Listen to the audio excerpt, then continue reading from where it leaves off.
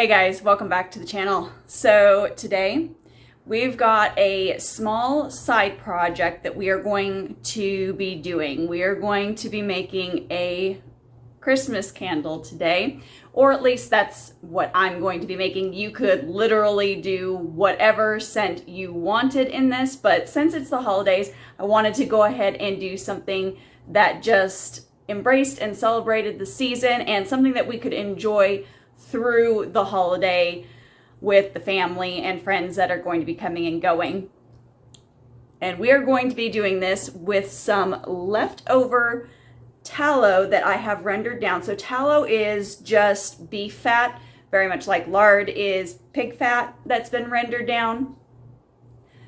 Same process when it comes to your beef. So instead of getting rid of the beef and wasting a perfectly good bit of fat, I just go on ahead and render it, and I use it in soap making, and in this instance I'm going to use it in candle making because I've just kind of got these little bits hanging around and it's not enough to quite do a soap batch. So we're going to use this, and we are going to be using some beeswax to make up the rest of the candle.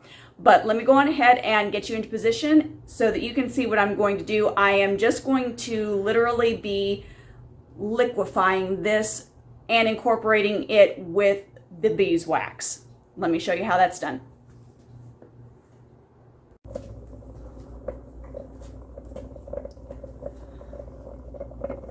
Okay guys, so as you can see here, our tallow is getting to a liquid state, and once it's fully liquefied in these jars, and I just kind of go in, you don't necessarily have to stir it because of burning. I'm basically doing almost a mock double boiler method here, and you can see I don't even have the water boiling.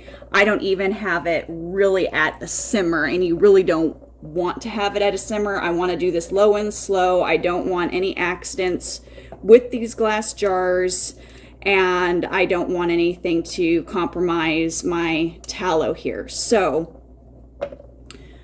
low and slow it is. Okay, so we are all melty here. So I'm just going to trade this for my beeswax pellets, which it turns out, I thought what I had left was a yellow kind of beeswax, but it turns out what I had was a white, and that's when it dawned on me. I remembered that our local supplier, because I really don't use a whole lot of beeswax pellets. I like to keep some just in case of a pinch and I'm not able to find any good local whole honeycomb. I think this beeswax is actually from maybe even last year and not what I was able to get this year, because all I bought this year was the fresh whole honeycomb, which you would have seen on one of the other episodes that I've filmed, or one of the other videos on the channel. That would have been the beeswax lotion bar. That's what I've been working with for the most part this year when I've been working with anything with beeswax. But we are just going to kind of watch this. Now I do have this in a, as you can see, a measuring cup, just because for me personally it's easier to pour into the jar in a bit more of a safer means, because I am very much known for my klutziness, to be frank. So yeah, we're just gonna play this safe. And once again, mock double boiler method. There are some people who have even done this in their microwaves. I've never done this process in particular of combining two bases, I guess you could say, in the microwave. So the only thing I would caution is that it might be like butter, where you have to make sure and keep the container covered so it doesn't splatter everywhere and make a mess. So I can't really speak to that on how it would work in the microwave. So if you're going to do this in the microwave, do it with caution and, of course, appropriate safety measures. But I'm just literally going to keep this stirring here until this beeswax is fully melted down. And once it is, I'll pop back up on here and we will be adding our essential oils, and we will actually be decorating our jar just a wee bit because we might as well be a little bit festive.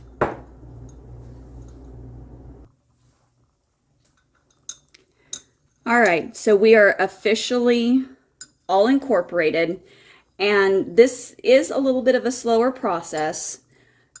Try not to rush it. This is not something that you really do want to rush through if you want this done well. Kept it on low heat, and as you can see, our water is still not like bubbling even. It's not even really at a full simmer. This has just been enough to slowly warm the beeswax. But now we get to do the fun part. And the fun part is we are going to put these whole cinnamon sticks along the edges of our jar here. Okay, so that's going to be really, really pretty. And I am not the most, I make a very nice candle, but I make very rustic candles. I am by no means a candle artist, but the best way that I have found to get these to stick is by actually taking some drops. So you can see I've got my little glass wand here and there's drops falling off. Taking these drops and dropping it onto the cinnamon stick or whatever it is that you're putting along the edge. You could use star anise if you prefer. You could do whole pods of cardamom. There are leaves that you could add here instead if you were doing, say, a sage candle, or if you had whole sprigs of lavender. Same principle. You just allow this to drop, and you see how this is turning white as it's cooling? It's going to kind of provide a little bit of a stick factor that will allow this guy to stick to the glass long enough for me to pour the bulk of our candle base into the jar. But first, I am going to stick the bottom of this guy in here and basically do the exact same method. Get the bottom all nice and coated and put it in the bottom of our jar. Okay, so this is going to take a little bit of coordination. This is real life on TV sort of thing, because I don't have a camera person to help me with these sorts of things. So, got a nice coat on here, and we've got our jar. And I'm just going to kind of hold it in place, roughly in the center. I'm not shooting for absolute perfection, but you want this to be as close to the center as possible so that it will burn evenly. That's the main reason for doing this.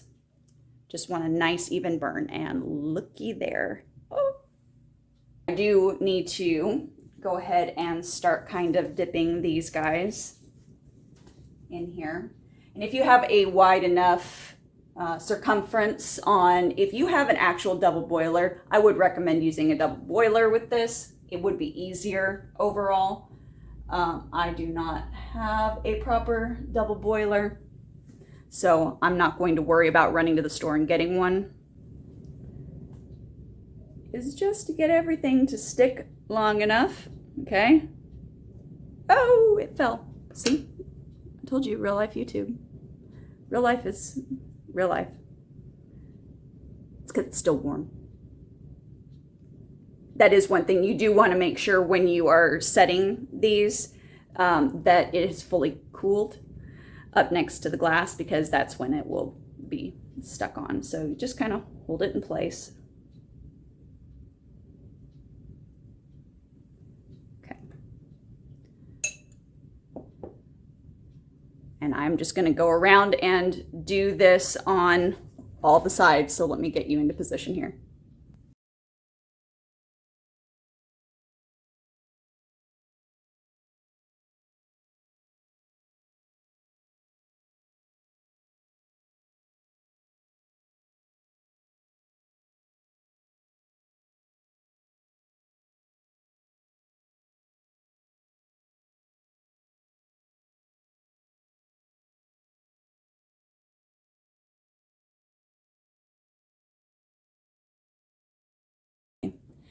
So I've let this sit here, and it's kind of starting to develop more of a white color around the edges. Hopefully you guys can see that. It's definitely starting to cool down. So we're getting close to the point where we need to go on ahead and start adding in our essential oils. Now I have 2 caps here.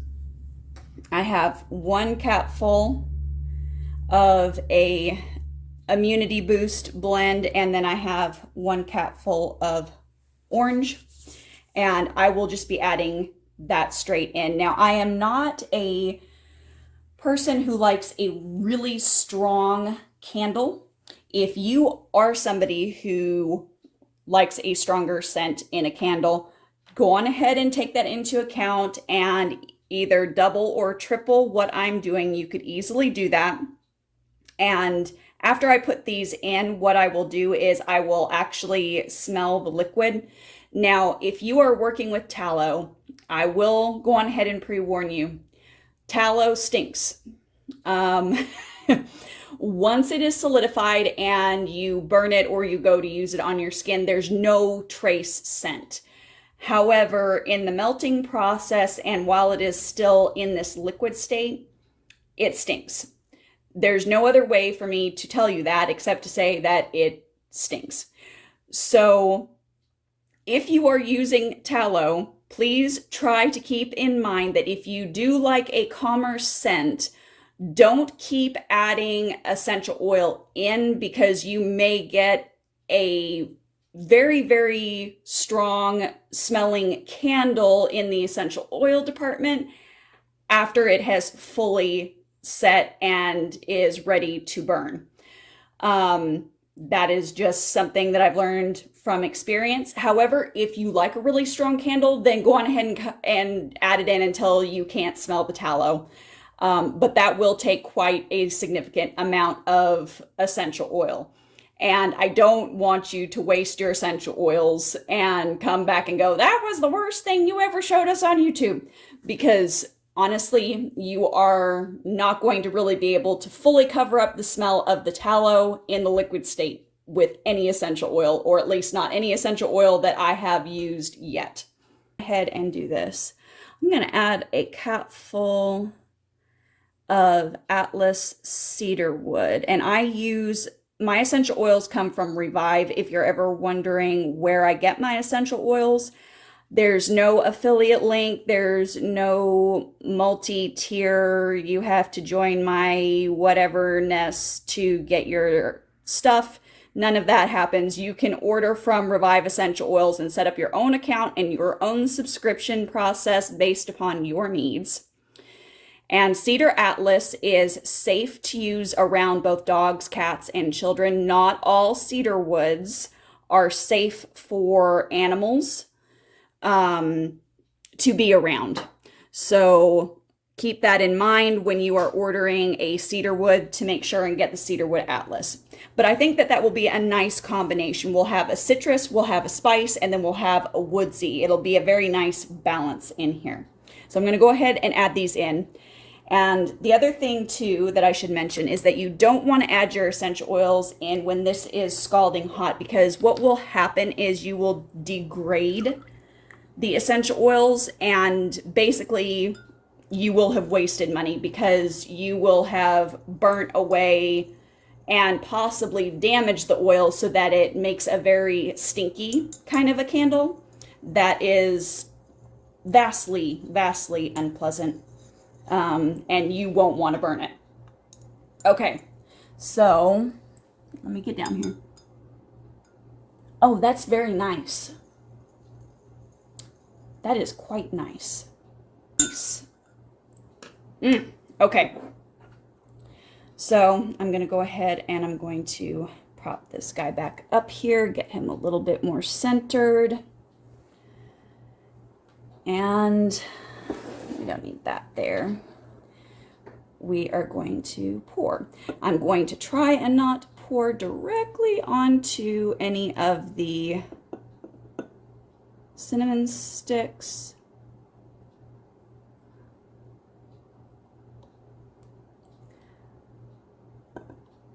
And there we go.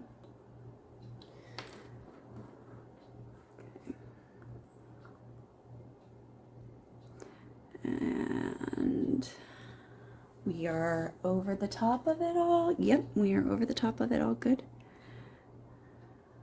Waste not, want not. Okay. Now, you can actually already see it's starting to turn white down here. The middle will be the last thing to fully set, but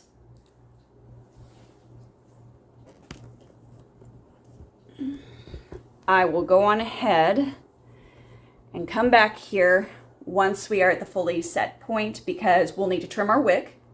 So we're not going to leave it this long.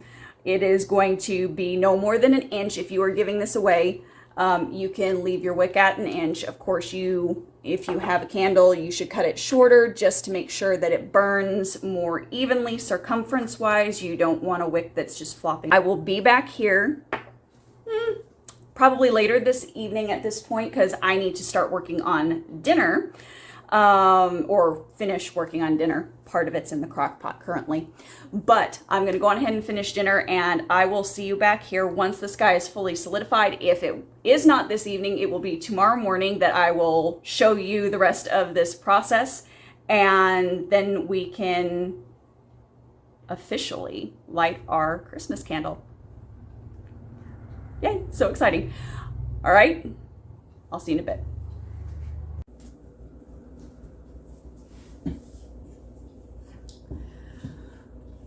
Okay guys, so it is definitely later on at this point, and as you can see, our candle here has hardened up pretty well. I've left our wick here. Now, in an ideal situation, this candle is by no means perfect. It is 100% homey, 100% homemade.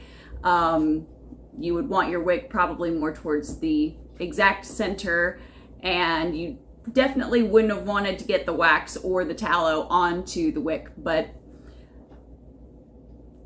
honestly, I'm not that worried about it. This was a really fun experiment, and it smells really good, so I'm looking forward to lighting this. Now, if I was giving this away, I would cut the wick basically even with the top here. If I can get this to cut through. There we go. However, this is a little tip and trick that I've learned when it comes to having your candle burn evenly. You want to have your wick only about 1/4 of an inch tall. Okay, so that means I would need to cut this down by half again. And you would want to burn it for only an hour on the first burn. And that just keeps it going evenly all the way down, just in case I didn't mention that at the beginning of the video. I may have.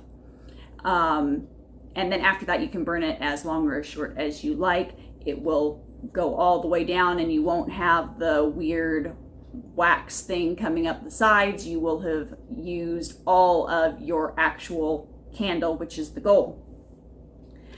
Now, this was a fun thing that obviously I did for Christmas.